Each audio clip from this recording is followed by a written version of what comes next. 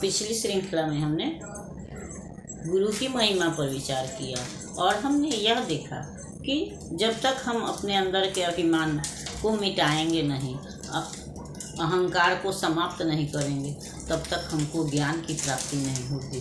गुरु के लिए हमारे अंदर प्रेम और श्रद्धा भी नहीं उपजेगा, क्योंकि अगर हम उच्च कुल के हैं, हमारे अंदर यह भावना है कि हम बड़े हैं और वो गुरु जो है वो हमसे छोटा है, तो वैसी स्थिति में हम गुरु के प्रति भी श्रद्धा नहीं रख सकते हैं। और जिस तरह से कि भरे हुए बर्तन में आप ऊपर से कुछ भी डालिएगा तो वो ऊपर से गिर ही जाएगा, उसी तरह से अगर हमारे अंदर अहंकार भरा हुआ है तो फिर उसके बाद से उसके ऊपर कितना भी ज्ञान दीजिए, उस ज्ञान का असर नहीं होगा। तो इसलिए गुरु से ज्ञान प्राप्त करने से पहले हमको अपने अंदर के अहंकार को मिटाना होगा, अपने को विनम्र बनाना होगा। जिस तरह से हम खेती भी करते हैं तो खेत में बीज बोने से पहले खेत को गीला करते हैं, उसमें पानी डाल के या हल चला के, जैसे भी पहले मिट्टी को गीला किया जाता है तब जाके उसमें बीज डाला जाता है। तो उसी तरह से हमको अपने मस्तिष्क को भी, अपने हृदय को भी मुलायम करना होगा, नम्र करना होगा, तब जाकर के उसमें ज्ञान टिक पाएगा, ज्ञान रह भी पाएगा। क्योंकि गुरुसो प्रीत निबाहिए जेहि तत् निबहे संत, प्रेम बिना ढिक दूर है, प्रेम निकट गुरु कंत। तो गुरु से आप प्रेम कीजिए। पहले वही बात है कि बिना श्रद्धा के ज्ञान नहीं होता है।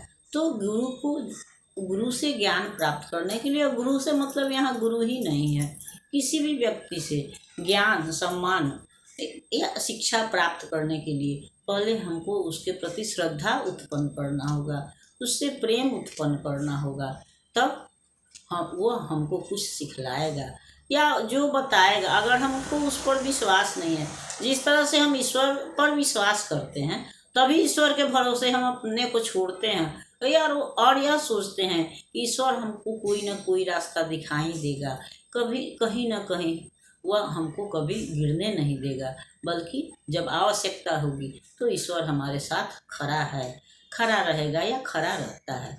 तो अगर वही भावना अगर जब हम गुरु के प्रति आ जाएगी, समर्पण की भावना आ जाएगी, तो ऐसी स्थिति में गुरु हमको जो भी बताएगा उस मार्ग पर हम चलेंगे और तब उससे प्रेम करेंगे और तब जाके हमको ज्ञान और अध्यात्म की प्राप्ति होगी। जब से हम प्रेम करेंगे तो गुरु चाहे कितना भी दूर हो वह हमको नज़दीक ही दिखेगा। जिस तरह से ईश्वर को हम नहीं देखते हैं फिर भी ईश्वर में हमारा विश्वास है, हमारी श्रद्धा है, तो हमको ईश्वर की उपस्थिति का आभास हर समय होता है। तो जबकि वो दिखाई नहीं पड़ता है तो दूर और नज़दीक की तो बात ही खत्म है। तो इसी तरह से गुरु के प्रति या किसी व्यक्ति के प्रति अगर हम सच्चा प्रेम करते हैं तो वह व्यक्ति दूर होते हुए भी हमारे पास है, और अगर उससे प्रेम नहीं है तो वह सामने हमारे रहकर भी हमसे दूर है। क्योंकि प्रेम बिना ढिक दूर है, प्रेम निकट गुरु कंत। तो अगर हमको किसी व्यक्ति से प्रेम नहीं है, चाहे वह गुरु है या ईश्वर है, तो हम सब जानते हैं या सुनते हैं कि ईश्वर हमारे आसपास विद्यमान है, मौजूद है, लेकिन अगर हम ईश्वर से प्रेम नहीं करते हैं तो हमको लगता है कि ईश्वर तो है ही नहीं।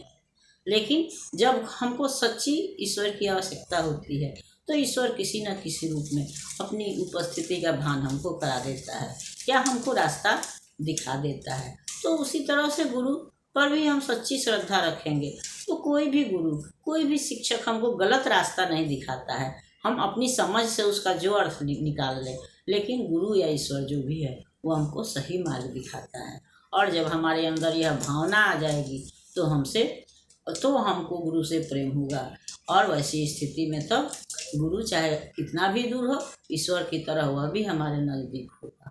और अगर हमारे अंदर प्रेम नहीं है तो वैसी स्थिति में सामने खड़ा व्यक्ति भी हमको दूर दिखाई पड़ता है, तो हम उससे संबंध नहीं रखना चाहते हैं, बात नहीं करना चाहते हैं, तो वैसा व्यक्ति सामने रहकर भी हमारे लिए महत्वहीन हो जाता है। तो यही स्थिति गुरु या ईश्वर के लिए भी है कि अगर हमारे अंदर श्रद्धा है तो गुरु हमारे आसपास है, ईश्वर हमारे पास है, और अगर श्रद्धा नहीं है तो गुरु हमसे दूर हैं। इसलिए अगर हम ईश्वर से प्रेम करें तो ईश्वर सदैव हमारे साथ हैं, गुरु सदैव हमारे साथ हैं और आवश्यकता पड़ने पर भी हमारी रक्षा अवश्य करेंगे। अगली श्रृंखला में हम अगले दोहे पर विचार करेंगे। तब तक यह श्रृंखला आपको पसंद आती है तो इसको लाइक कीजिए, सब्सक्राइब कीजिए। मिलते हैं अगली श्रृंखला में, तब तक के लिए धन्यवाद।